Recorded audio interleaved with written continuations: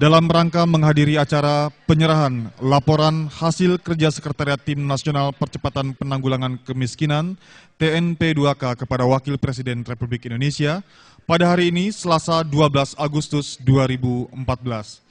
Hadirin yang kami hormati, sesaat sambil menantikan kehadiran Wakil Presiden Republik Indonesia di tengah-tengah kita bersama, terlebih dahulu perkenankan kami untuk menyampaikan susunan acara kita pada hari ini sebagai berikut. Rencananya acara akan dimulai pada pukul 10.30 waktu Indonesia Barat dan akan diawali dengan pengantar kata dari Ketua Pokja Kebijakan TNP2K, Bapak Suhasil Nazara. Acara selanjutnya adalah paparan Deputi Sekretaris Wakil Presiden Bidang Kesejahteraan Rakyat dan Penanggulangan Kemiskinan selaku Sekretaris Eksekutif TNP2K. Dilanjutkan dengan penyerahan buku laporan hasil kerja Sekretariat TNP2K kepada Wakil Presiden Republik Indonesia.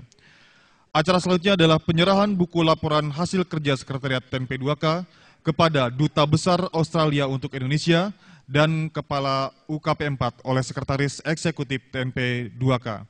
Dan pada saatnya kita akan menyimak bersama sambutan Wakil Presiden Republik Indonesia. Acara selanjutnya, Wakil Presiden Republik Indonesia berkenan untuk meninjau infografis capaian kegiatan TNP2K. Dan pada saat Wakil Presiden melakukan peninjauan, dimohon hadirin untuk tetap menempati tempat duduk masing-masing. Dan acara akan diakhiri dengan sesi foto bersama Wakil Presiden Republik Indonesia dengan seluruh pejabat dan staf TNP2K yang akan bertempat di beranda depan Istana Wakil Presiden. Adapun untuk undangan lainnya selain staf dan pejabat TNP2K, kami persilakan langsung menuju ke ruang jamuan yang bertempat di Gedung 2 Istana Wakil Presiden.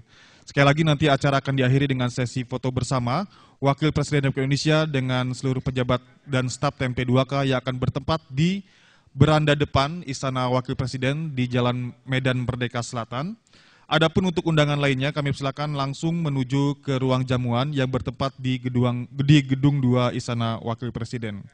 Demikian susunan acara kita pada hari ini.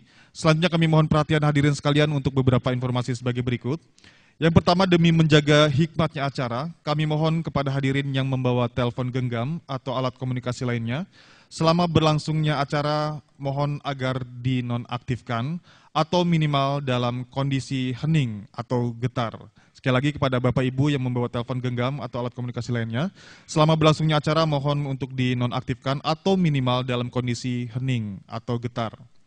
Dan selama berlangsungnya acara, hadirin tidak diperkenankan melakukan aktivitas pemotretan. Sekali lagi, selama berlangsungnya acara kepada hadirin tidak diperkenankan untuk melakukan aktivitas pemotretan, karena pemotretan akan dilakukan oleh panitia dan petugas kami dari Sekretariat Wakil Presiden. Demikian yang dapat kami sampaikan, semoga acara kita pada hari ini dapat berjalan dengan lancar dan mendapat ridho dari Tuhan Yang Maha Esa. Atas perhatian Bapak Ibu sekalian, kami ucapkan terima kasih.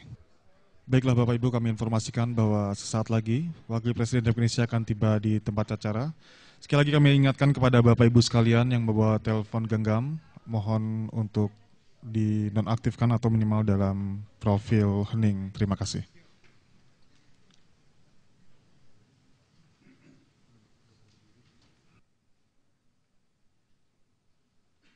Hadirin yang kami hormati, Wakil Presiden Republik Indonesia tiba di tempat acara.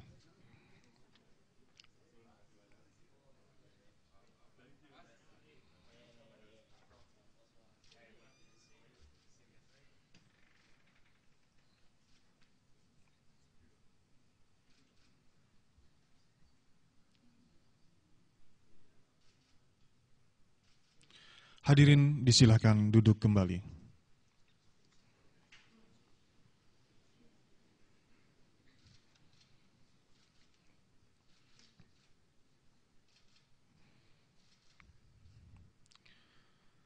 Yang terhormat Wakil Presiden Republik Indonesia, His Excellency Mr. Greg Moricheri, the Ambassador of Australia for Indonesia, yang kami hormati Kepala Unit Kerja Presiden Bidang Pengawasan dan Pengendalian Pembangunan, yang kami hormati para pejabat Eselon 1 dan 2 Sekretariat Wakil Presiden, para pejabat dan staf Sekretariat Tim Nasional Percepatan Penanggulangan Kemiskinan TNP2K, serta hadirin undangan yang berbahagia.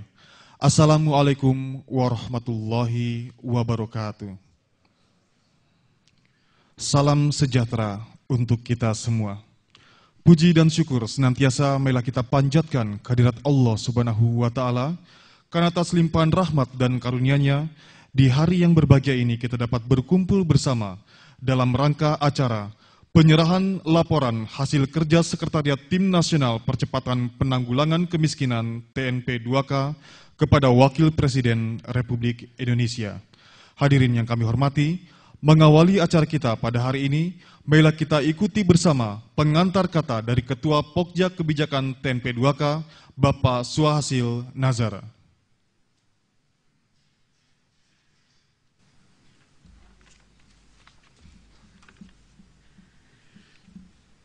Yang saya hormati Wakil Presiden Republik Indonesia Bapak Profesor Budiono, Yang Mulia Duta Besar Australia untuk Indonesia, Excellency Greg Moriarty, beserta jajaran DIVET yang hadir pada hari ini.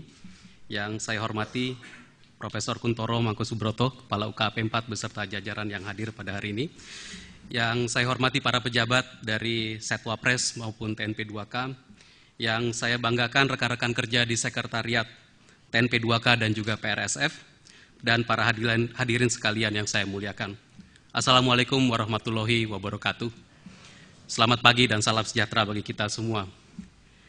Pagi ini sangat kami syukuri karena dalam lindungan Tuhan Yang Maha Esa kita bisa berkumpul mengikuti acara penyampaian capaian kerja dari Sekretariat TNP 2K dan menyerahkannya kepada Bapak Wakil Presiden. Bapak Wakil Presiden, semenjak kami ditunjuk sebagai koordinator Pokja Kebijakan 4 tahun yang lalu, sampai dengan saat ini mewakili rekan-rekan kerja di Sekretariat TNP 2K, kami sampaikan bahwa kami mendapat kehormatan yang luar biasa untuk ikut serta dalam proses pengambilan kebijakan penanggulangan kemiskinan di Indonesia. Kami merasa beruntung karena dapat terlibat dalam proses perbaikan kebijakan di tingkat yang sangat tinggi di Indonesia, di kantor Wakil Presiden, dan bekerja sama dengan beragam kementerian lembaga, pemerintah daerah, dan beragam capaian yang kami dapat. TNP 2K adalah lembaga yang sangat unik bagi kami, bukan saja karena posisinya di kantor Wapres, namun juga karena nilai, prinsip, budaya kerja, dan pendekatannya dalam proses perbaikan kebijakan. Dari awal, Bapak Wakil Presiden menekankan pentingnya komitmen kepada perbaikan kebijakan yang berbasiskan evidence, kepada bukti, kepada riset. Kami mendapat kesempatan belajar banyak dari situ.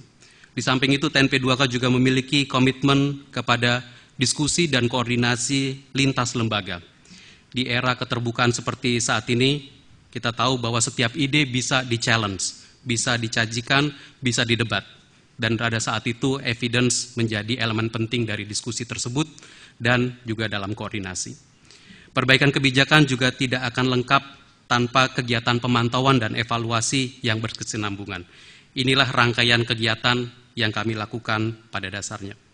TNP 2K juga menjadi model dari hubungan dengan mitra pembangunan internasional.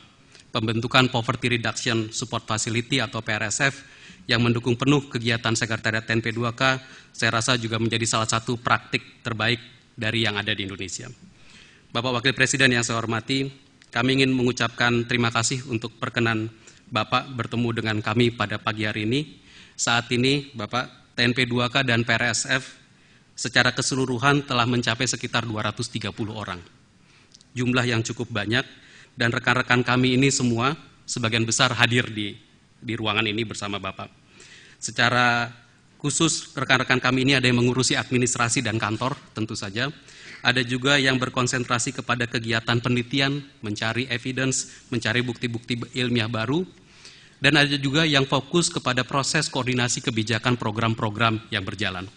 Mereka ini yang menindaklanjuti berbagai rapat pleno TNP 2K, dengan rapat teknis, dengan workshop, dengan seminar, konsinyering, spot check ke lapangan, dan lain-lain kegiatan.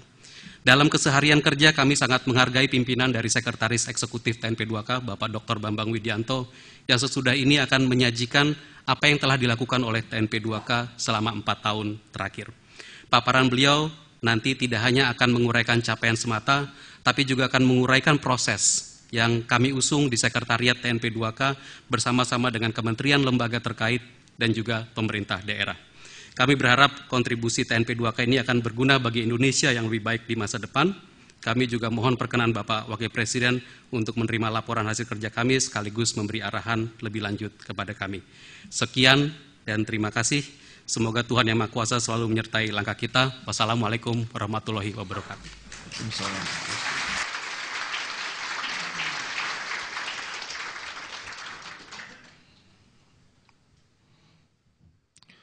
Hadirin yang kami hormati, acara selanjutnya, marilah kita ikuti bersama paparan Deputi Sekretaris Wakil Presiden Bidang Kesejahteraan Rakyat dan Penanggulangan Kemiskinan selaku Sekretaris Eksekutif TNP 2K dilanjutkan dengan penyerahan buku laporan hasil kerja Sekretariat TNP 2K kepada Wakil Presiden Republik Indonesia.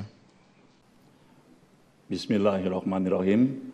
Yang terhormat Bapak Wakil Presiden, Excellency Ambassador Moriarty, Bapak Kuntoro yang kami hormati, teman-teman di Sekretariat Wakil Presiden, dan juga rekan-rekan kami dari TNP 2K. Assalamualaikum warahmatullahi wabarakatuh. Tidak terasa telah 5 tahun berlalu, sejak Bapak SBY dan Bapak Wakil Presiden dilantik pada bulan Oktober tahun 2009 yang lalu. Dan dalam waktu kurang dari 70 hari, kita akan mempunyai presiden dan wakil presiden terpilih yang baru. Penanggulangan kemiskinan merupakan prioritas utama pada pemerintahan SBY Budiono. Bapak Ibu sekalian, kami ingin mengajak Bapak Ibu sekalian untuk melihat kembali kondisi kemiskinan 5 tahun yang lalu. Pertama adalah angka kemiskinan. Ini tantangan pertama kita, Bapak Wakil Presiden. Angka kemiskinan walaupun konsisten turun, tetapi jumlahnya masih cukup besar, sekitar 32,5 juta jiwa pada tahun 2009. Dan kalau kita lihat penurunannya semakin lama semakin lambat. Tantangan kedua adalah kerentanan. Seperti juga di negara berkembang lainnya, banyak sekali penduduk yang hidup di dekat garis kemiskinan. Jadi ini adalah distribusi konsumsi masyarakat Indonesia, atau kalau kita lihat ini condong ke kiri. Sehingga sedikit saja berubah garis kemiskinan, akan banyak orang yang menjadi hidup di bawah garis kemiskinan. Ya. Jadi di Indonesia 4 dari 10 orang itu hidup di bawah, merupakan masyarakat yang sangat rentan terhadap goncangan ekonomi. Tantangan berikutnya adalah ketimpangan. Sejak tahun 99, ketimpangan telah mulai meningkat. Jadi kalau Bapak-Bapak, Ibu sekalian baca di koran, hari ini kita ribut dengan ketimpangan, sebetulnya dari 5 tahun yang lalu ini pun telah meningkat. Dan kita melihat ini akan terus meningkat karena kalau kita lihat dari pertumbuhan konsumsi kita di tahun 2008 sampai 2012, itu masyarakat yang paling miskin, yang sebelah kiri ini paling miskin. Dibandingkan dengan masyarakat yang kanan, pertumbuhannya sangat jauh berbeda. Masyarakat yang paling kaya di sebelah kanan tumbuh di atas rata-rata hampir 10%, sementara masyarakat miskin hanya tumbuh kurang dari 2%. Itu konsisten sampai ke 40% masyarakat yang rentan. Tantangan berikutnya adalah pada saat itu hanya 30% dari masyarakat miskin yang menerima bantuan sosial seperti Raskin, BLT, dan Jamkesmas. Jadi ini merupakan tantangan bagi kita semua. Untuk itu, Bapak Presiden menerbitkan Perpres nomor 15 tahun 2010 sebagai dasar dibentuknya TNP 2K dan kemudian ditindaklanjuti dengan Peraturan Menteri Dalam Negeri berkaitan dengan Tim Koordinasi Penanggulangan Kemiskinan di daerah. Mandat utama TNP 2K pada saat itu adalah memperbaiki sasaran program, memperbaiki sistem targeting, dan yang kedua adalah memperbaiki desain dan mekanisme penyaluran program. Jadi inilah yang Bapak Wakil Presiden yang ingin kami sampaikan pada hari ini. Kami ingin mengajak Bapak-Bapak Ibu sekalian untuk kami mendengarkan kami menyampaikan paparan yang isinya sebetulnya adalah capaian-capaian yang kami hasilkan, namun juga bukan hanya capaian, tapi yang penting adalah proses untuk mencapai capaian tadi. proses penting karena ini merupakan lesson learn bagi kita semua dan juga merupakan lesson learn bagi pemerintah yang akan datang. Bapak Wakil Presiden, ini adalah buku pertama yang diterbitkan oleh TNP2K, sangat tipis. Ini merupakan paparan kami di Jalan Teguh Umar pada waktu masih transisi. Paparan kami juga di depan Pak Kuntoro di Jalan Jambu, ini adalah modal awal kami. Dan pada hari ini Bapak Wakil Presiden kami akan menyerahkan laporan lengkap dari hasil pelaksanaan tugas-tugas TNP2K. Hal pertama yang ingin kita perbaiki adalah memperbaiki sasaran sesuai dengan arahan Bapak Wakil Presiden. Sebetulnya kita tidak mulai dari nol, Pak. Tahun 2005 kita pernah meluncurkan bantuan langsung tunai. Ini adalah poster pertama tahun 2005 bersama Pak Yusuf Kalla pada waktu itu untuk meluncurkan BLT pertama kali. Variabelnya sangat sederhana. Yang ditanyakan kepada responden sangat sederhana. Karena dia sangat sederhana, sangat mudah dimanipulasi oleh si responden. Ini kita baru belajar pada waktu itu. Jadi kalau ditanya, Bapak makan berapa kali sehari? Pasti jawabnya, saya nggak makan atau saya makan sekali sehari supaya dia masuk dalam kategori orang miskin. Nah, Bapak Wakil Presiden dan teman-teman sekalian, untuk memperoleh daftar nama alamat, tidak ada jalan lain kecuali kita mendatangi satu persatu dari rumah tangga miskin tersebut. Ya, nah kita harus mencari cara cerdas supaya kita tidak harus mendatangi semua rumah tangga yang ada di Indonesia. Karena itu biayanya akan sangat mahal sekali. Ya. Jadi, kepada siapa kita harus bertanya keberadaan orang miskin ini? Kalau kita tanya kepada para tokoh masyarakat atau apalagi aparat di daerah, pasti mereka akan memasukkan kerabat dekatnya. Nah, kita melakukan uji coba. Ini pertama kali uji coba yang kita lakukan di TNP2K bersama Jipal dari MIT, dilakukan di 38 kabupaten, dan hasilnya adalah bahwa konsultasi yang paling baik adalah konsultasi kepada masyarakat miskin itu sendiri.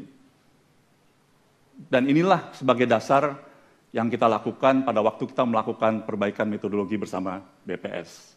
Pada dasarnya kita ingin memastikan bahwa semua orang yang berhak mendapat bantuan sosial harusnya masuk ke dalam daftar basis data terpadu tadi.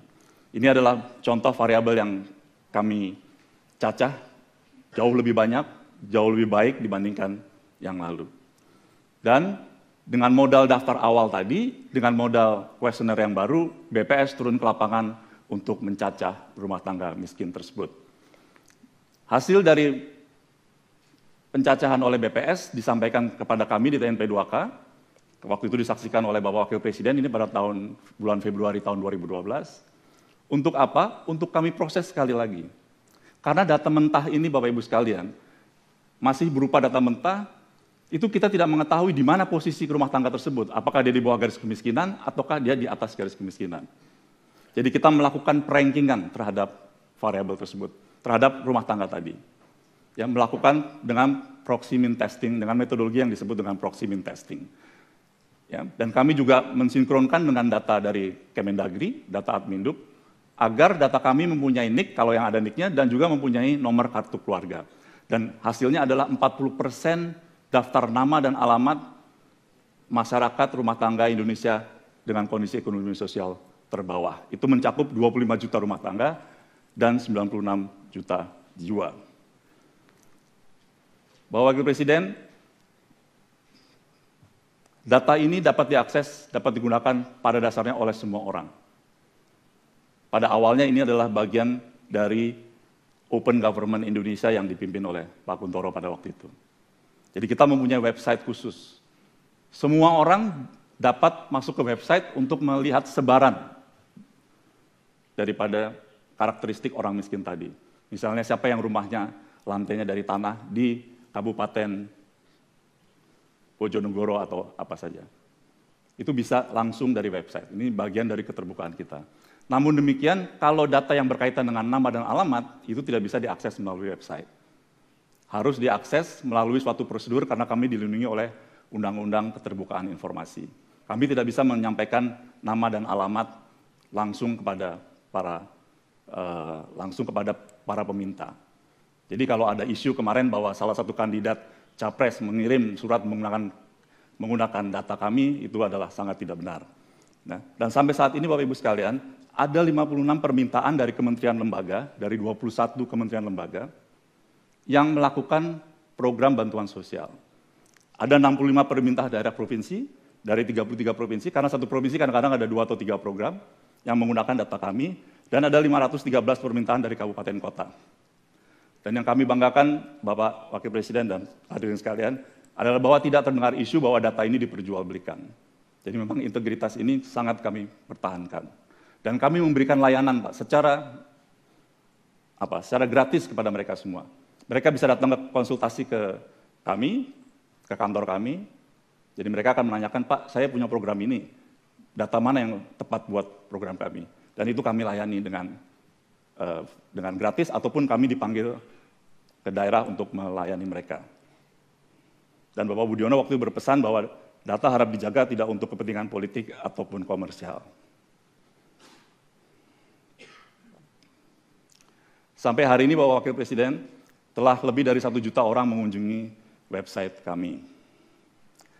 Nah, momentum terbesar Bapak, Ibu sekalian, dalam pemanfaatan basis data terpadu ini adalah pada saat kita menaikkan harga BBM tahun yang lalu. Jadi basis data terpadu kami gunakan sebagai dasar untuk membuat apa yang kita sebut dengan kartu perlindungan sosial. Ya, kartu perlindungan sosial ini di belakang kartunya ada berbagai macam informasi, termasuk juga informasi berkaitan dengan nomor kartu keluarga. Tidak semua keluarga miskin punya kartu keluarga, Pak, tapi hampir 80% ada nomor kartu keluarganya di dalam kartu tersebut. Kartu tersebut, walaupun data kami sampai 40%, tapi pada saat itu diputuskan oleh pemerintah dan DPR, hanya 25% masyarakat terbawah yang menerima kartu tersebut. Dan itu mencakup 15,5 juta rumah tangga miskin dan rentan. Bapak Ibu sekalian, kartu ini dapat mengakses, ini adalah kartu pertama di Indonesia yang bisa digunakan untuk mengambil beberapa program bantuan sosial. Yang pertama adalah BLSM pada waktu itu, 98% dari pemilik kartu mengambil uangnya di PT Pos, dan sekarang bisa untuk bantuan siswa miskin, untuk bisa mengakses Raskin, dan dengan sistem kita yang sekarang, para pemilik kartu datang ke kantor BPJS akan diberikan jaminan kesehatan nasional. Jadi Bapak Ibu sekalian, ini adalah kartu pintar, kartu sehat, karena dapat Raskin, ini juga kartu kenyang jadinya.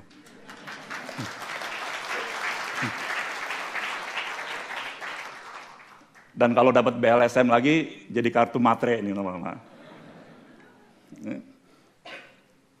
Seperti biasa Bapak Wakil Presiden, Bapak Ibu sekalian, kelemahan kita adalah sosialisasi. Dan kami juga mendesain sosialisasi untuk kartu KPS kami tersebut. Pemerintah Indonesia menyadari naiknya harga BBM secara langsung pasti akan mempengaruhi biaya hidup masyarakat miskin.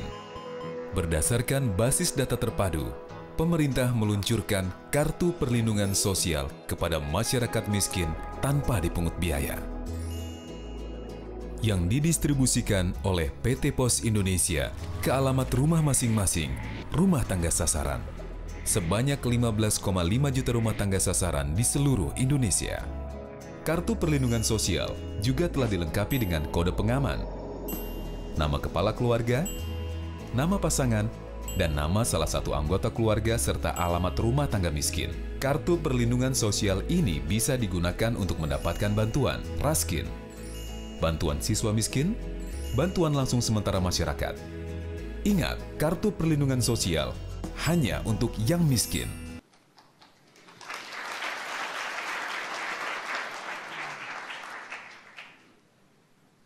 Tapi di tengah jalan tantangan juga tidak berhenti di situ saja Bapak Ibu sekalian. Pada waktu itu Bapak Presiden mengamanatkan kepada kami bagaimana dengan sistem pemutakhiran, karena ini banyak yang protes. Jadi kami mengembangkan sistem pemutakhiran, Bapak Wakil Presiden, menggunakan mekanisme musyawarah desa dan musyawarah kelurahan. Jadi kalau ada pemegang kartu yang dianggap dia mampu dan ada yang dianggap tidak ada keluarga yang miskin tidak masuk di dalam daftar, itu bisa dipertukarkan. Dan sistem ini Bapak Ibu sekalian, itu kalau kartu yang sudah dibagikan kepada rumah tangga itu tidak dibawa lagi ke tingkat pusat, itu tidak bisa ditukar, Pak. Jadi Bapak bisa bayangkan, kita punya 80.000 desa, musyawarah desa, walaupun kemarin belum berjalan semua, tapi ini terjadi, hampir 400.000 yang melakukan penukaran. Kartu ini harus dibawa lagi ke atas, datanya dimasukkan ke sistemnya PT Pos, dibawa lagi ke atas, baru kalau kartu ini sudah sampai di Kementerian Sosial, karena yang menjalankan Kementerian Sosial, baru bisa ditukar. Karena kalau tidak, ini akan terjadi temuan oleh BPK atau KPK. Dan untuk menjalankan proses ini, kami didukung oleh Instruksi Menteri Dalam Negeri nomor 54 3150 SJ.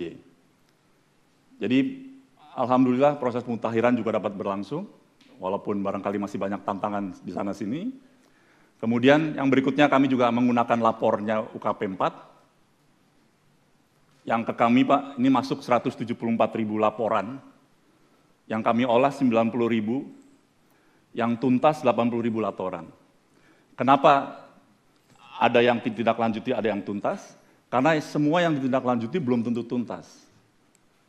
Sistem yang dibangun oleh teman-teman UKP 4 itu memperkenankan para penanya untuk kalau nanti kita balas dia masih bisa protes gitu. Jadi yang namanya tuntas sampai mereka tidak bertanya lagi. Ini sistem yang sangat baik dan mudah-mudahan ini bisa diteruskan untuk berikutnya.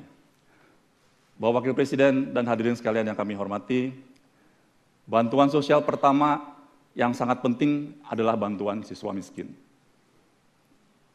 Kenapa penting? Karena kalau kita lihat di data, yang paling bawah ini adalah mereka yang termiskin. Kuantil pertama itu bukan hanya drop out antar jenjang pendidikan, tetapi juga mereka drop out pada waktu jenjang pendidikan yang sama. Jadi mulai kelas 4 SD, 5 SD sudah drop out, SMP apalagi, SMA apalagi, perguruan tinggi apalagi, makin rendah. Dan yang kedua adalah,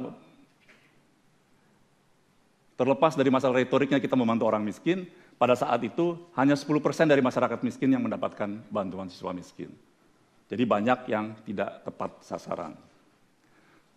Jauh sebelum kita meluncurkan KPS, kami di TNP 2K pada tahun 2012 sudah melakukan uji coba kartu untuk bantuan siswa miskin.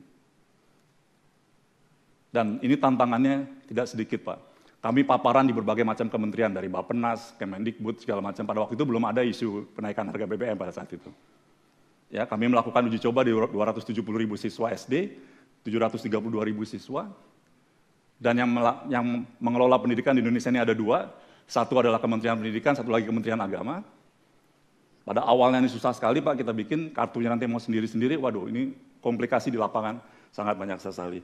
Dan dari uji coba kartu tadi Bapak Ibu sekalian, bahwa sosialisasi itu penting, ini pelajaran yang kita dapat, koordinasi antar instansi sangat penting, dan keakuratan data. Karena data kami, walaupun ada daftar nama dan daftar nama anak, belum tentu pada saat itu dia ada di kelas 6 SD, belum tentu dia ada di kelas 4 SD, jadi agak perbedaan. Inilah yang merupakan tantangan kita semua.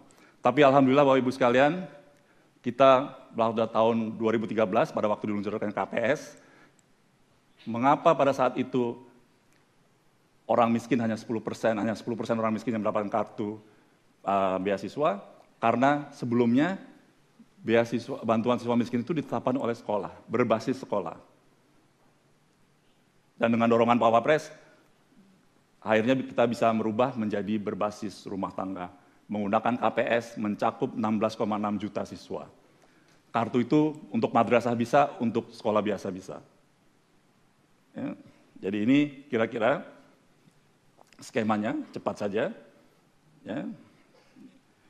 Jadi adalah tadi merubah dari pembagian bantuan siswa miskin berbasis sekolah menjadi berbasis rumah tangga. Dan kita juga mendukung sosialisasi, ya, karena sejak awal sosialisasi adalah paling lemah. Ini cakupan sosialisasi kita sangat banyak sekali. Dan karena sosialisasi ini, sebelum ada sosialisasi, teman-teman sekalian, hanya 4% yang menggunakan kartu yang membawa kartu tersebut untuk mendapatkan bantuan siswa miskin. Tantangannya besar sekali. Sekolah yang dirubah sistemnya seperti itu sangat reluctant menggunakan kartu. Mereka pura-pura nggak tahu, di bawah itu di lapangan pura-pura nggak tahu, dan menolak kartu. Jadi pada awal itu hanya 4%. Ya. Bagian kedua, dengan sosialisasi kita bisa meningkatkan 44%, dan yang terakhir 62%, sisanya menggunakan daftar yang diterbitkan oleh Kementerian Pendidikan dan Kebudayaan. Buat kami 62% ini sudah angka yang sangat tinggi sekali. Dan hasilnya Bapak Ibu sekalian, alhamdulillah penggunaan KPS memperbaiki kinerja penetapan sasaran. Jadi kalau sebelumnya sasaran itu adalah yang grafik gelap yang di bawah, alhamdulillah sekarang ini grafik yang baru adalah sasaran yang baru, jadi lebih banyak orang miskin memperoleh bantuan siswa miskin pada saat ini. Hal yang berikutnya adalah jaminan kesehatan nasional. Pada saat Jamkesmas diluncurkan pertama kali, preminya itu hanya Rp5.000, dan Rp1.000 itu untuk kapitasi.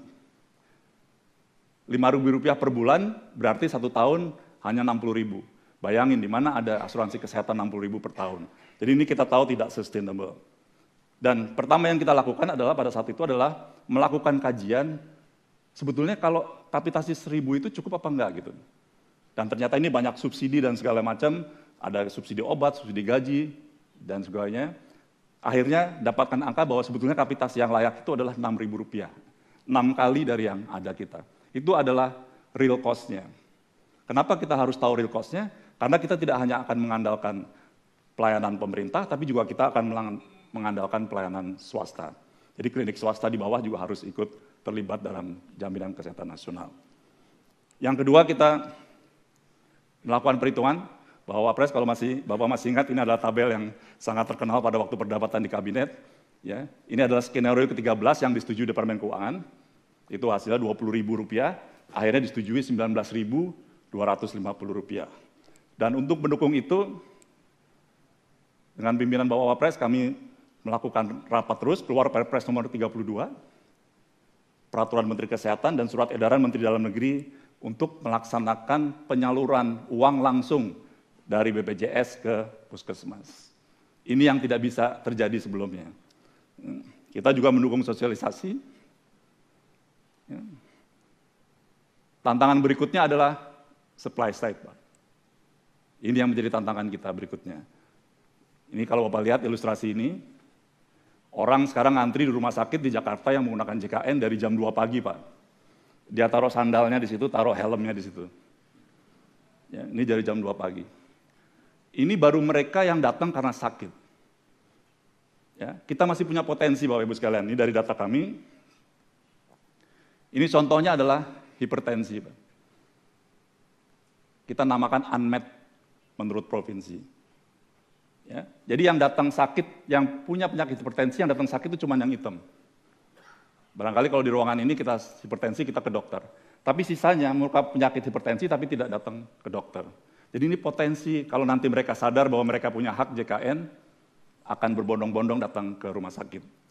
Dan kami sekarang sedang membangun model sistem dynamic untuk supply side. Kami sampaikan ini karena di sini ada Profesor Kuntoro, ya ini yang mengajari kami untuk sistem dynamic. Jadi ini yang kita sedang bangun sekarang untuk supply side. Yang berikutnya adalah Raskin. Mengapa Raskin? Karena Raskin, karena makanan merupakan 65% dari kebutuhan pokok masyarakat miskin. Dan 29%-nya adalah beras. Ya, jadi kalau harga beras naik, nggak ada angin, nggak ada apa, jumlah orang miskin meningkat. Ya, namun tantangan di lapangan sangat berat sekali, Pak. Tepat sasaran, tepat jumlah, tepat harga, tepat waktu. Menurut PEDUM yang dibagikan harusnya 15 kilo. Tapi pada kenyataannya rata-rata hanya dapat 4 kilo, 5 kilo.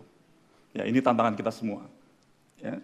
Apa yang kita lakukan? Kami lakukan adalah kita melakukan uji coba lagi. Kartu, apakah itu betul? Ini kartu generasi pertama kita untuk Raskin, Bapak Wapres. Ini pada tahun mungkin 2011-2012. Ya. Kita melakukan uji coba, dibantu oleh JPAL juga. Ya. Dan memang hasil dari uji coba ini mengatakan bahwa Raskin dapat meningkatkan dapat memperbaiki sasaran dan dapat memperbaiki jumlah yang diperoleh untuk keluarga miskin tadi. Ini hasilnya, ya. Walaupun tidak juga sampai 15 kilo, tapi paling tidak ada kenaikan dari 4 kilo menjadi kira-kira 8 kilo. Ini memang penggunaan kartu dan sosialisasi ini sangat efektif untuk perbaikan program Raskin. Nah, itu dilihat dari sisi rumah tangga miskinnya. Dilihat dari sisi penyalurannya, ini lebih complicated lagi. Pertama, penyaluran tahap pertama adalah dari bulog ke titik distribusi. Itu Bupati Wali Kota mengajukan SPA, namanya Surat Perintah Alokasi. Ya. Dan dari penelitian kita bersama Bank Dunia dan Bappenas dan konsultan yang namanya Deloitte, itu bisnis prosesnya ini memang membutuhkan 33 hari, Pak. Jadi wajar kalau Raskin ini telat terus. Dan bayangin ada 50.000 titik distribusi di 515 kabupaten kota. Jadi ini memang suatu sistem yang tidak masuk akal barangkali ya kalau kita boleh katakan begitu gitu ya. Kemudian dari titik distribusi ke masyarakat masih ada lagi rantai satu lagi. Yang sekarang ini harusnya tugas Pemda. Nah, kita melakukan uji coba bersama Jepal dari MIT. Apa yang kita lakukan? Pertama adalah kita membuka semacam tender. Jadi siapa yang mau membagikan Raskin? Silahkan, nggak usah pemerintah daerah. Siapa pihak-pihak yang akan membagikan Raskin? Dan dalam percobaan tadi, rata-rata tiap desa yang di 572 desa ini, ada kurang lebih 3 perusahaan yang ikut tender di situ. Tapi biasanya perusahaan ini masih terkait sama pemerintah daerah, segala macam. Jadi kesimpulannya memang ini tidak memperbaiki distribusi Raskin. Jadi barangkali belum waktunya kita untuk melakukan tender dalam penyaluran ini. Tapi memang Raskin ini sangat complicated, barangkali ke depan sebaiknya kita mencari bentuk lain yang lebih elegan dibandingkan hanya Raskin. Kita juga mendukung sosialisasi, ya, Raskin. Yang berikutnya adalah program Keluarga Harapan. Program Keluarga Harapan ini adalah bantuan tunai bersyarat yang tujuannya adalah memutus mata rantai kemiskinan antar generasi.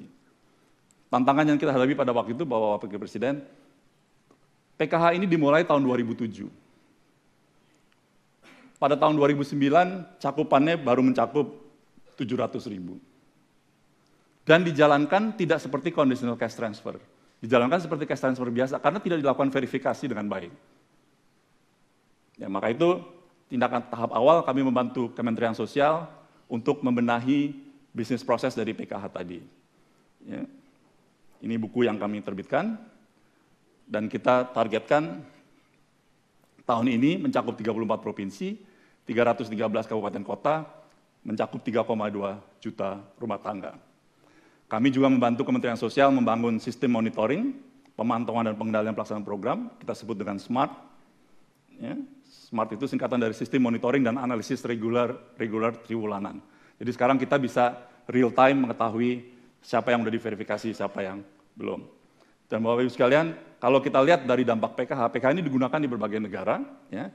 Di kita ini dampaknya untuk pendidikan positif, untuk kesehatan juga positif.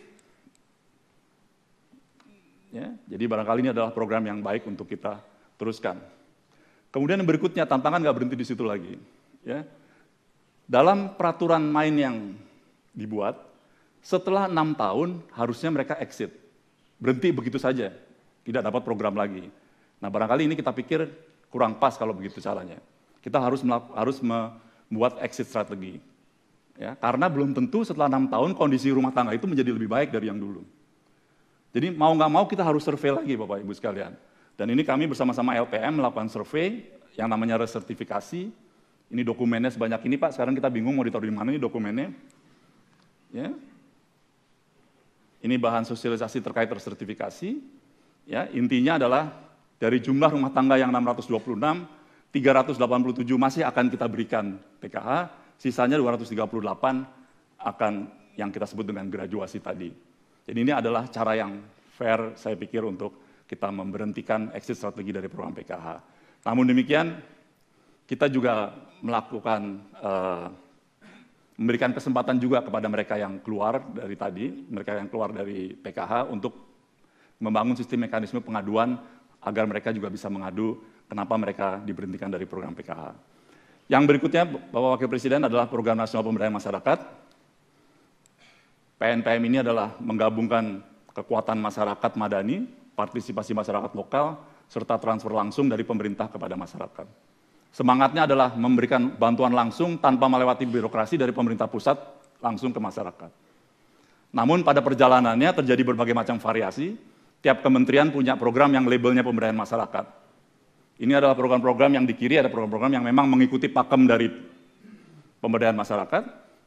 Banyak sekali kementerian yang tidak mengikuti pakem dari pemberdayaan masyarakat tadi. Untuk itu kami membuat peta jalan. Yang pertama tadi adalah memperbaiki agar para kementerian juga bisa melakukan konsolidasi program-programnya. Yang kedua adalah karena semangatnya reformasi tadi itu memberikan uang langsung kepada masyarakat, kita lupa bahwa sebetulnya di sana ada pemerintahan juga.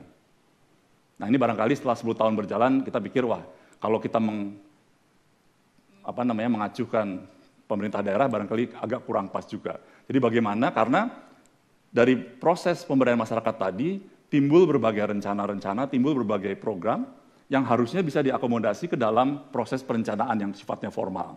Nah ini yang kita ingin lakukan. Dan tahun lalu kebetulan dikeluarkan Undang-Undang Nomor 6 tahun 2014 tentang desa, dan kami aktif menggolkan bahwa kalau bisa tata kelola keuangan di desa adalah menggunakan nafas PNPM, menggunakan semangat PNPM. Dan hasilnya ini adalah tata kelola masyarakat desa yang sesuai dengan nafasnya PNPM. Ya. Dan dari undang-undang tadi ada turunannya. Ini sudah keluar Pak Wapres, kami laporkan, PP 43 tahun 2015 tentang peraturan pelaksanaan Undang-Undang Nomor 6 tahun 2014 tentang desa. Dan juga yang dikeluarkan oleh Departemen Keuangan, PP Nomor 60 tahun 2014 tentang dana desa. Jadi alhamdulillah, mudah-mudahan ini dapat pengelolaan uang di masyarakat desa akan berdasarkan good governance seperti PNPM tadi. Nah, ini adalah beberapa peraturan yang dibutuhkan. Jadi di Indonesia ini, Pak Kuntoro paling senang kalau dengar cerita kayak gini, ini di salah satu dirjen di Kementerian Dalam Negeri, itu mempunyai Undang-Undang Nomor 32 tentang pemerintahan daerah yang hanya sampai kabupaten. Ini pembangunan wilayah.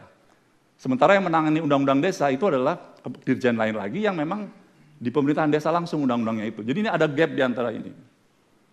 Dan yang lucunya mereka nggak saling bertemu gitu Pak. Jadi mereka meminta kami di TNP 2K, bagaimana kalau Bapak aja yang mengundang. Nah, ini salah satu tugas kami adalah biasanya menjadi fasilitator seperti itu Pak di kementerian. Ya. Nah, yang berikutnya keuangan inklusif. Ini kita tahu semua bahwa masyarakat umum yang mempunyai akses kepada jasa keuangan formal hanya 50%. Kalau kita lihat dari masyarakat miskinnya 80%, lebih banyak lagi. Ya, akses terhadap perbankan untuk usaha kecil hanya 20%. Ya, yang usaha mikro hanya 12% yang meminjam uang dari lembaga formal. Ya. Untuk itu kami bersama-sama Bank Indonesia menyusun strategi financial inclusion. Dan strategi ini yang Bapak Wapres bawakan di Belanda pada waktu ketemu Ratu Beatrix. Ya. Setelah ada itu, Bank Indonesia ini sebetulnya, karena Bapak pernah jadi Gubernur Bank Indonesia, mereka sangat takut terhadap money creation, Pak. Jadi kalau kita yang namanya branchless banking, apalagi yang penyaluran uang melalui handphone, itu mereka sangat takut sekali karena takutnya nanti ada money creation yang tidak terkendali. Jadi kami pada waktu mengundang berbagai macam ahli, misalnya ahli untuk penyaluran uang mobile banking itu, kami datangkan ahli dari M-Pesa yang di Kenya, yang sangat sukses. Akhirnya keluar peraturan Bank Indonesia nomor 16 tentang layanan keuangan digital. Alhamdulillah kita sekarang bisa melakukan branchless banking dan juga bisa melakukan mobile money, mengirimkan uang melalui telepon. Dan kami langsung berpartisipasi melakukan uji coba penyaluran dana PKH melalui uang elektronik tadi. Jadi melalui Bank BRI, Bank Mandiri, dan CMB Niaga. Bapak Ibu sekalian, 7 dari 10 rumah tangga miskin mempunyai handphone. Inilah yang akan kita coba, apa salahnya kalau kita menyalurkan uang juga melalui handphone tersebut. Jadi kalau melalui handphone tidak perlu nomor rekening, Pak. Jadi nomor handphone itu adalah nomor rekeningnya dia. Nah ini yang akan kita uji cobakan. Yang berikutnya Bapak Ibu sekalian berkaitan dengan advokasi ke pemerintah daerah, ke TKPK. Ini pekerjaan besar lagi Bapak Wapres. Ya. Menurut penelitiannya Pak Darno ini, daerah-daerah yang mempunyai TKPK, itu tingkat penurunan kemiskinannya jauh lebih cepat dari mereka yang tidak punya. Ya, ini memotivasi kita untuk membentuk TKPK di daerah. Ya. Setelah penelitian Pak Darno dilakukan sebelum ada TNP 2K. Ya, jadi waktu itu baru sedikit daerah yang punya TKPK. Sampai hari ini 100% provinsi telah membentuk TKPK dengan SK Gubernur, 90% kabupaten membentuk dengan SK Gubernur. Dan di tahap penyelenggaraan rakor, ini kadang-kadang kami diundang Pak untuk rakor di daerah. Ya. Provinsi sudah 100% melakukan rakor, kabupaten 75% dari TKPK kabupaten melakukan rakor, yang melakukan rakor minimum 3 kali setahun adalah 60%, dan sebagian besar dipimpin oleh kepala daerahnya, dan melibatkan lintas sektor pemangku kepentingan sebagian besar melakukan itu. Ya. Kunjungan kami ada 221 kali ke daerah ini Pak, di teman-teman yang ini. Dan kami juga memberikan pelatihan Pak. Jadi kabupaten kota yang mengikuti pelatihan oleh TNP 2K ada 453, ini teman-teman kami hampir tiap minggu ke daerah Pak, di provinsi 33, dan kami juga menerima magang di kantor kami. Ada 297 orang yang magang, 59%, dan ada 29 dari provinsi. Ini buku yang kami gunakan untuk pemagangan tersebut. Ya. Hasilnya Bapak Wapres adalah banyak sekali contoh peraturan kepala daerah tentang yang berkaitan dengan SPKD itu adalah strategi penanggulangan kemiskinan daerah. Jadi mereka kami ajarkan juga, kami latih untuk dapat membuat SPKD yang reasonable. Ya, dan dari 190 daerah yang menyusun SPKD, 31 daerah telah menetapkan SPKD dengan peraturan kepala daerah. Nah ini penetapan ini penting karena nanti ada hubungannya sama RPJM segala macam dan segala macam. Selain SPKD, mereka juga membuat laporan pelaksanaan penanggulangan kemiskinan daerah. Dan laporan ini sekarang Bapak Wapres ini dibuat isinya mengikuti apa-apa yang kita latihkan. Jadi ini contoh-contoh, barangkali nggak kebayang 10 tahun yang lalu pemerintah daerah bisa buat seperti ini. Ya. Ini ada salah satu Kabupaten Bulukumba di Provinsi Sulawesi Selatan di ujung sana. Dia bisa melakukan pemetaan terhadap kecamatan mana yang masih membutuhkan prioritas. Jadi kecamatan yang merah itu adalah yang angka kematian bayinya tinggi, tetapi di daerah tersebut adalah yang mereka tidak ditolong oleh tenaga profesional dalam melahirkan. Jadi ini kekurangan. Jadi ini melakukan prioritisasi seperti inilah yang kami ajarkan kepada pemerintah daerah. Ya. Dan kalau kita lihat ini Kabupaten Manggarai Barat, barangkali nggak terbayang sama kita dia bisa melakukan ini. Ya. Dan akhirnya karena mereka bisa melakukan menetapkan prioritas bahwa pendidikan adalah prioritas, anggaran pendidikan dia dinaikkan Pak di sana. Kita tahulah, pendidik APBD ini proses politik. Tapi dengan didukung oleh bukti seperti ini, barangkali makin lama akan menjadi makin baik. Ini contoh di Sumatera Selatan, ini contoh di Kabupaten Halmahera Tengah, untuk bidang kesehatan, karena ada masalah di salah satu kabupaten, sehingga anggarannya dinaikkan dan hasilnya memang lebih baik dari angka sebelumnya. Nah, Bapak Ibu sekalian, Bapak Wapres yang kami hormati, kami tidak hanya sekedar melakukan penelitian atau melakukan research, tapi juga kami melakukan inovasi uji coba yang terkait dengan insentif guru. Seperti kita ketahui Bapak Ibu sekalian, anggaran pendidikan 52% itu adalah anggaran gaji dan tunjangan. Tapi tidak pernah dikaitkan antara insentif dan performance dari guru tersebut. Kita lihat di sini, justru mereka yang menerima tunjangan lebih banyak mangkirnya daripada mereka yang tidak terima tunjangan. Ini adalah salah satu gambar di Irian, di Papua. Gurunya makan siang, muridnya disuruh ngajar. Nah, kita membangun mekanisme transparansi dan akuntabilitas pemberian tunjangan berbasis kinerja.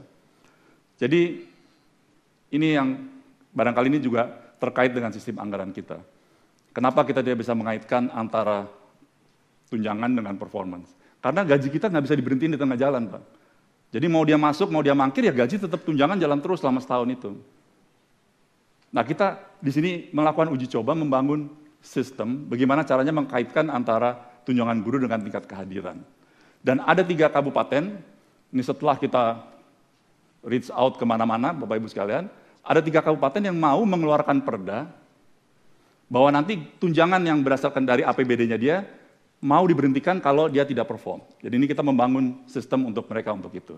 Ada 3 kabupaten, kabupatennya jauh-jauh semua Pak, di Kaimana, di Kerom, dan di Ketapang. Kami undang ke 3 bupati pada waktu itu MOU di kantor kami. Ya. Bapak Wakil Presiden sebagai penutup, setelah 4 tahun penduduk miskin berkurang 5 juta, sekarang 11,25% pada hari ini, 28 juta. Tapi kalau kita lihat ketimpangan memang masih meningkat terus. Ini tantangan kita bersama. Tapi kalau kita lihat dari data, Bapak Wapres, Ya. Kenapa kemiskinan ini semakin sulit kita turunkan? Karena seperti saya sampaikan di awal paparan, garis kemiskinan itu pun juga bergerak, Bapak Ibu sekalian. Ya. Garis yang di atas itu adalah pertumbuhan garis kemiskinan.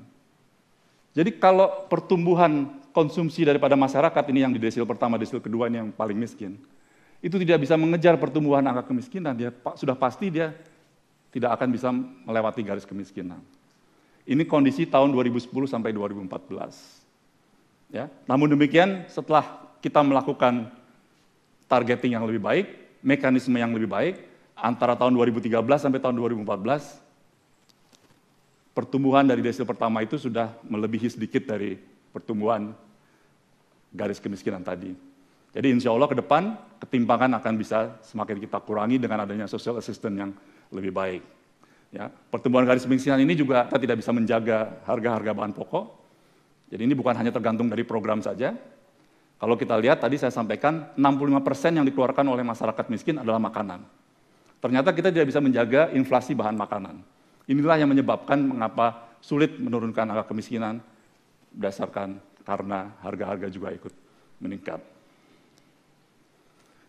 Bapak Ibu sekalian, yang kita lakukan bersama-sama di TNP 2K adalah melakukan reformasi. Ya, melakukan reformasi sosial yang setapak demi setapak kita coba untuk merubah. Dan biasanya kalau berhadapan dengan birokrasi ini ada dua jawaban yang khas, Pak. Pertama, kalau kami datang ke kementerian, Pak kami ingin, padahal kami mengatakannya kami akan membantu Bapak untuk memperbaiki misalnya sistem MAS-nya PKH. Tapi selalu jawabannya, sudah Pak, sudah ada. Jadi jawaban sudah itu selalu paling khas di birokrasi kita. Sudah Pak, sudah kami lakukan gitu. Ya. Yang kedua, jawaban yang paling khas adalah masalah anggaran. Pak Bambang nggak bisa kita merubah ini anggaran ini, karena aturannya sudah begitu gitu. Apa Bapak mau tanggung jawab kalau misalnya nanti kita ditangkap, waduh, ini dia yang salah, kita yang ditangkap, kan ceritanya nggak pas nih kalau gini. Ya. Dan ini juga terjadi di kantor kita, Bapak Pres. Ya. Jadi kita punya anggaran Monef misalnya ini. Monef ini kalau anggaran kita dibagi ke masing-masing asdep. Asdep dibagi lagi ke kepala bidang. Jadi kalau asdep keluarga ada pendidikan, ada bidang kesehatan. Nanti bidang kesehatan dibagi lagi, ada rumah sakit, puskesmas, nanti yang pendidikan ada SD. Kepala bidang agama ada lagi di bawahnya. Jadi akibatnya Monef itu karena dulu barangkali semangatnya untuk sama rata, akhirnya kita cuma bisa datang satu sekolah, satu rumah sakit, satu masjid barangkali. Ya, jadi nggak ada maknanya kalau kita hanya survei kecil-kecilan gitu. Ya. Dan dalam 2 tahun terakhir ini kami upayakan bagaimana caranya agar mereka tetap bisa jalan-jalan, pertanggungjawaban juga benar. Akhirnya kami gabungkan berbagai macam sumber daya tadi, kita kelompokkan menurut prioritas. Dan alhamdulillah Bapak Pres, seperti Bapak saksikan di sidang kabinet yang kami selalu paparkan untuk pendidikan, rapat kurikulum, kami berhasil mengirim orang ke 104 fasilitas pendidikan.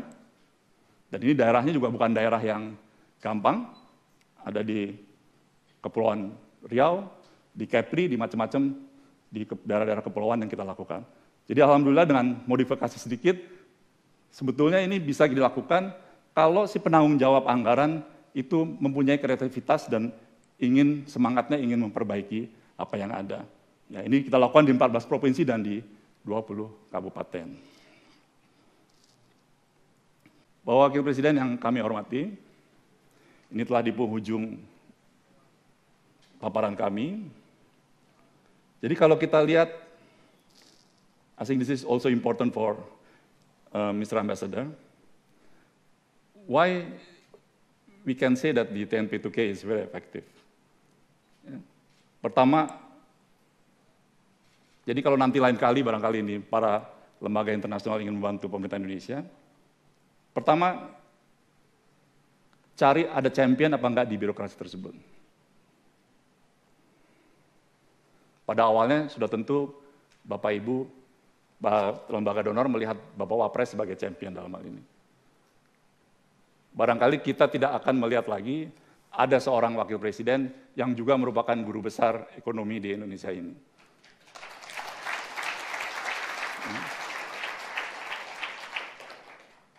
Yang kedua, adanya otoritas yang tingkat tinggi yang efektif. Adanya ketersediaan sumber daya, ini yang kami didukung oleh pemerintah Australia. Ya. Dan yang keempat, adanya pool of talent yang profesional. Ini adalah 4 hal kalau Bapak lembaga internasional yang memberikan dukungan yang efektif. Ya, jadi seperti disampaikan Pak Suwa tadi, TNP2K adalah lembaga yang unik. Ini satu-satunya support facility yang memang dijalankan oleh orang Indonesia sendiri. Biasanya kepala support facility adalah ekspatriat, tapi ini kita bukan. Dan yang kita hire semua adalah teman-teman kita ini semua dari dalam negeri. Jadi barangkali itu yang ingin kami sampaikan kepada Bapak Ibu sekalian. Saya ingin mengucapkan terima kasih yang setinggi-tingginya kepada Bapak Wapres yang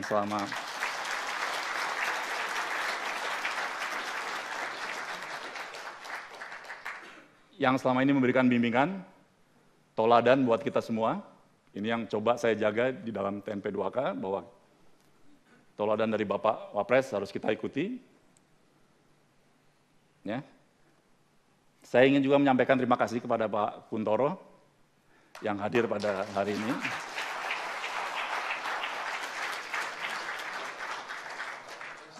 Ya. Oh, Profesor, maaf Pak Kuntoro. Ini makanya saya agak grogi hari ini karena ada banyak profesor di ruangan ini Pak sebetulnya. Ya. Ya. Inspirasi dari apa yang Bapak lakukan di UKP 4 selalu menjadi dasar inspirasi kita bersama Pak. Saya selalu mengatakan kepada teman-teman saya, kalau bisa paparannya lebih bagus dari UKP 4. Jangan paparannya asal-asalan, harus seperti UKP 4. Dan yang kedua adalah struktur organisasi Pak, ini kami mirip sekali. Nggak ada tuh Pak, eselon 1, eselon 2, eselon 3, nggak ada Pak. Eselon 4 bisa ngomong sama saya, bisa ketemu saya langsung. Karena dengan tidak ada batasan seperti itu, timbul proses kreatif Pak. Inilah yang kami ikuti dari apa yang dilakukan oleh Pak Kuntoro di UKP 4. Berikutnya,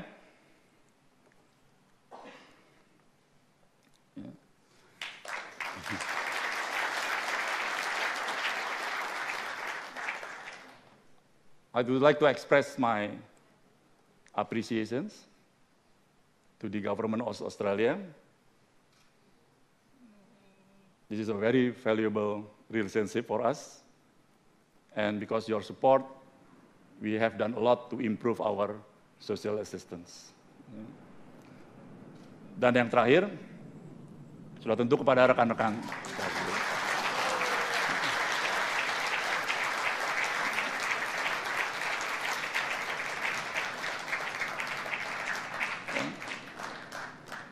Mr. Ambassador, as you can see, this is the young and the brightest in Indonesia, the future leaders of Indonesia.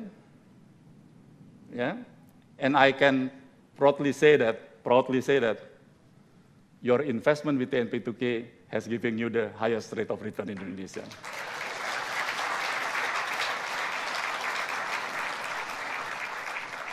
Thank you very much again kepada rekan-rekan di FED, PRSF, JRM juga saya ingin mengucapkan terima kasih. Terima kasih lagi sebaliknya kepada teman-teman sekalian. Assalamualaikum warahmatullahi wabarakatuh. Selanjutnya dimohon Wakil Presiden Republik Indonesia berkenan untuk menerima buku laporan hasil kerja TNP2K.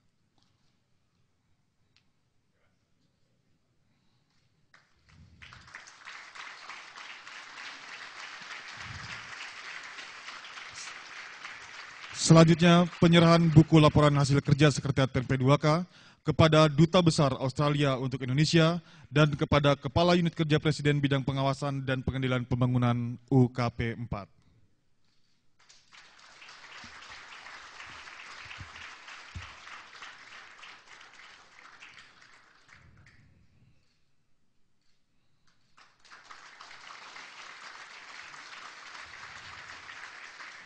Terima kasih.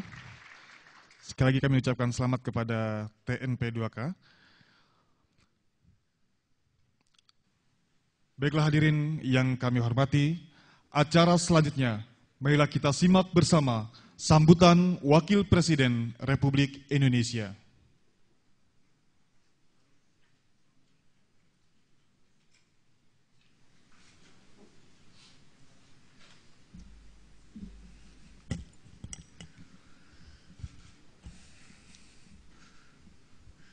Bismillahirrahmanirrahim. Assalamualaikum warahmatullahi wabarakatuh. Salam sejahtera bagi kita semua. Om Swastiastu. Salam. Selamat pagi.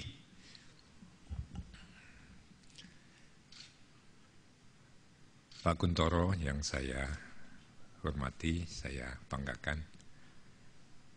Pak Duta Besar Australia untuk Indonesia, Pak Greg Moriarty, rekan-rekan saya dari TNP2K, khususnya Pak Suhasil yang memimpin organisasi yang unik tadi, para pejabat dari kantor Wapres yang hadir hari ini, para expert yang mendukung terlaksananya kegiatan yang saya anggap luar biasa tadi selama 4 tahun, kegiatan dapur yang mendukung proses pengambilan keputusan dan pelaksanaan bahkan dari policy yang kita arahkan untuk mengatasi masalah kemiskinan di Indonesia. Dan seluruh staf dari TNP2K yang saya banggakan. Tadi Pak Sua dan kemudian Pak Bambang dengan jelas menyampaikan apa yang telah dilakukan. Saya tidak bisa memberikan sambutan tambahan lagi kecuali satu hal, yaitu menyampaikan bahwa TNP2K nampaknya telah menemukan perannya sebagai dapur par excellence bagi kebijakan penanggulangan kemiskinan di tanah air kita.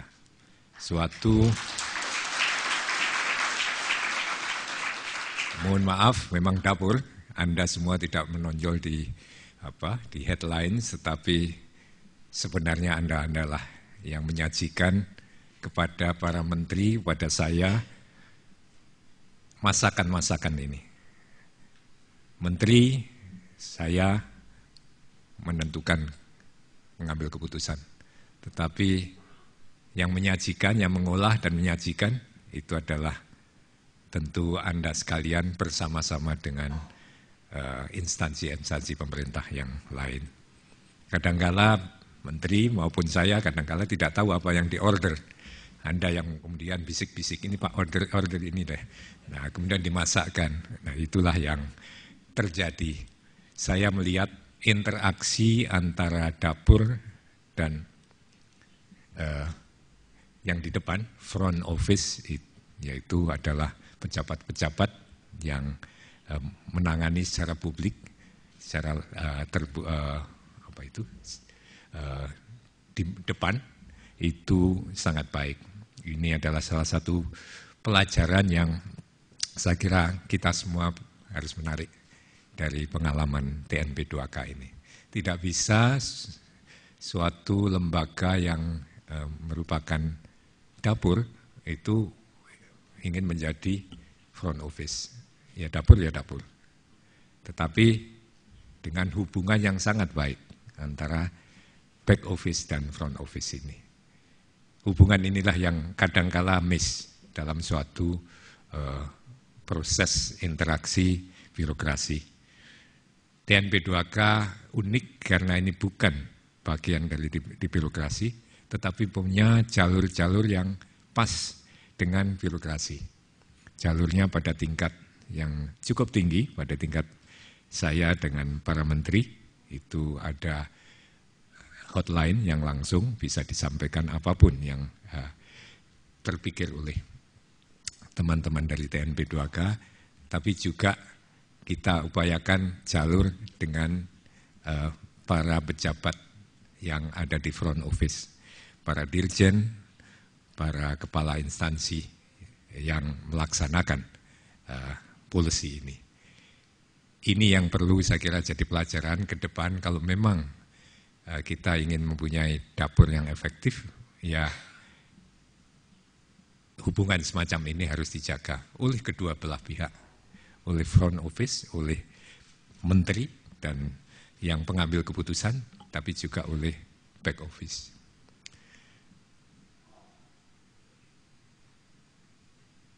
Saya melihat ini adalah suatu model yang baik. Kita pakai kita laksanakan dengan trial and error, tapi model ini saya kira sangat workable di negara kita. Tapi kadangkala kalau di negara seperti Indonesia, negara berkembang ini, tidak cukup institusi secara formal itu nyambung, tapi akhirnya kembali kepada personalia, person. Kadangkala person ini yang menentukan apakah komunikasi back office, front office, komunikasi antara back office, front office dengan decision makers itu nyambung atau tidak. Jadi kebetulan saja nampaknya selama 4 tahun terakhir ini, baik dari segi desain dari sistem komunikasinya maupun personnya nampaknya bisa nyambung. Itu yang sesuatu yang nanti perlu difikirkan ke depan. Bagaimana ini supaya tetap nyambung. Hadirin sekalian yang saya hormati, saya melihat potensi kita untuk merumuskan kebijakan yang pas, melaksanakan dengan baik, dan menghasilkan sesuatu yang baik, ini ada pada kita. Oleh sebab itu, kalau ini bisa jalan dengan baik dan berhasil di bidang penanganan kemiskinan, tentu pola yang sama, apakah di bidang ekonomi dan bidang-bidang yang lain, itu bisa juga terlaksana seperti ini. Kuncinya memang harus ada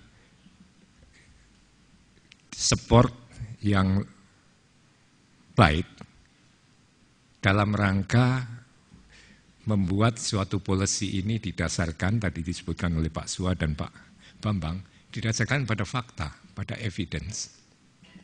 Tidak jarang policy itu diputuskan berdasarkan anekdot saja. Secuil informasi yang belum jelas tetapi kemudian beredar dalam suatu rapat pengambilan keputusan. Ini sering terjadi. Tanpa harus ada yang melakukan verifikasi. Ini kadang-kala bisa betul, tapi kadang-kala bisa salah. Oleh sebab itu, evidence-based, research-based policy decision making ini sangat-sangat penting. Di dalam birokrasi ada lembaga instansi yang mempunyai kapabilitas. Ada yang belum. Ada yang setengah-setengah. Ada yang sama sekali tidak punya ide bagaimana mengambil keputusan didasarkan pada fakta yang benar. Pokoknya diambil saja keputusan. Nah, ini saya kira merupakan salah satu pelajaran dari TNP 2K ini, bahwa kalau dapur itu diorganisir dengan baik, dikelola oleh pemasak-pemasak yang handal, dan saya ingin menyampaikan selamat pada Anda semua dari TNP 2K yang didukung tentu oleh expert-expert dari manapun yang membantu, itu Anda telah melakukan fungsi Anda dengan baik sebagai pusat untuk menyaring dan melakukan proses evidence-based policy making tadi. Potensi kemampuan anak-anak muda kita luar biasa. Tinggal soal mengorganisir ini dengan baik. Tentu ini harus ada keterbukaan antara birokrasi yang ada, yang belum tentu saya sebutkan tadi, punya kemampuan untuk melakukan evidence-based policy making dengan upaya untuk mendukung mereka ini. Kuncinya kembali lagi pada komunikasi yang baik. Kalau komunikasinya tertutup, ya tidak akan terjadi interaksi, tidak akan terjadi proses perbaikan dari kualitas pengambilan kebijakan tadi. Saya kira apa yang disampaikan oleh Pak Bambang, yang saya ingin menyampaikan selamat kepada Pak Bambang, Pak Sua, dan rekan-rekan semua dari TNP 2K. Anda semua telah, saya kira, memenuhi ekspektasi saya untuk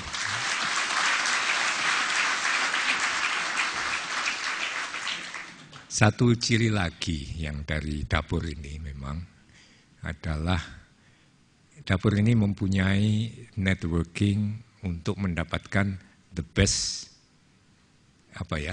knowledge yang ada di dunia ini. Tadi disebutkan salah satunya berkoordinasi dengan kelompok dari MIT yang memang sebagai front runner atau ada di front line dalam soal masalah evidence based poverty reduction policy. Ini contoh saja. Saya kira akses kepada the best ideas dari manapun ini harus tetap merupakan bagian dari dapur tadi. Dimanapun. Di sini adalah masalah TNP 2K, masalah kemiskinan, tetapi seandainya ada dapur semacam itu di tempat lain, di bidang lain, tentu harus ada akses semacam ini. Akses ini bisa dilaksanakan dengan komunikasi yang sekarang sangat mudah untuk melakukannya dengan siapapun di dunia ini. Juga mendapatkan akses kepada the best advice dari expert yang ada di dunia ini. Jangan sampai kita, karena kita begitu merasa nasionalis, lalu kita mengatakan semua yang ada di luar itu nonsens, yang ada pada kita itu yang terbaik. Itu salah, bukan nasionalisme yang kita inginkan. Nasionalisme kita, seperti Bung Karno katakan, adalah nasionalisme yang tumbuh di taman sari internasionalisme. Jadi kita tidak bisa menjadi orang yang tahu kandangnya sendiri saja. Kita harus tahu apa yang ada di tempat lain dan kita pelajari mana yang baik, mana yang tidak, dan seterusnya. Akses kepada the best ideas ini harus juga merupakan bagian. Dan sekarang telah menjadi bagian dari TNP 2K yang menjadi penyebab atau penyebab dari suksesnya TNP 2K. Akhirnya saya ingin menyampaikan harapan saya ke depan. TNP 2K tentu saya masih mengharapkan nanti masih bisa berfungsi seperti yang sekarang, bahkan lebih baik lagi. Lokasinya apakah di kantor Wapres? Bukan di kantor Wapresnya memang, sebenarnya di luar nih. Mereka ada di seberang sana. Ataukah di tempat lain, doesn't matter. Tapi semangat, spirit, dan proses dari organisasi ini harus seyogyanya tetap dijaga. Dan saya tidak akan keberatan nanti untuk menyampaikan kepada pemerintah yang akan datang bahwa TNP 2K ini nampaknya berfungsi sangat baik sebagai dapur yang saya sebutkan tadi. Ya tentu akhirnya terserah keputusannya kepada pemerintah yang akan datang mau diapakan. Tetapi saya akan menyampaikan ini secara langsung nanti, secara tidak langsung saya kira kita sudah melakukan ini antara lain lewat Pak Sufyan Jalil. Pokoknya intinya harusnya dilanjutkan. Karena problemanya masih banyak yang harus diselesaikan tadi. Dan apa yang telah dilakukan sampai saat ini ternyata adalah langkah-langkah yang menuju ke sana. Dan sangat terakhir saya ingin menyampaikan terima kasih kepada seluruh pendukung dari program kita yang terkristalisasi dalam organisasi TNP 2K ini, kepada semuanya dari berbagai pihak dari berbagai negara maupun lembaga internasional dan lembaga dalam negeri, ada beberapa yang mendukung juga, terutama tentunya tadi yang disebutkan memang saya ingin menyampaikan secara khusus. Terima kasih saya secara pribadi maupun secara fungsional kepada Pak Duta Besar Australia untuk Indonesia, Pak Greg Moriarty, akan disampaikan kepada pemerintah Australia bahwa tadi yang dikatakan bahwa your investment berapapun itu is worth it. Jadi itulah yang ingin kita sampaikan pesannya kepada Anda semua, pada para pendukung dari program ini. Akhirnya terima kasih. Sekali lagi saya sampaikan, selama masih Anda tetap eksis, dan saya kira kita akan upayakan nanti kita sampaikan kepada pemerintah yang akan datang, TNP 2K masih sangat berguna, maka keep up your work, seperti yang sekarang, jangan kendor, ada pergantian ini jangan mempengaruhi kerja Anda semua. Tadi yang disampaikan oleh Pak Bambang ini adalah langkah-langkah ke depan yang masih harus kita laksanakan bersama. Oke, terima kasih. Terima kasih saya pribadi kepada Anda semua dari seluruh staf TNP 2K. Assalamualaikum warahmatullahi wabarakatuh.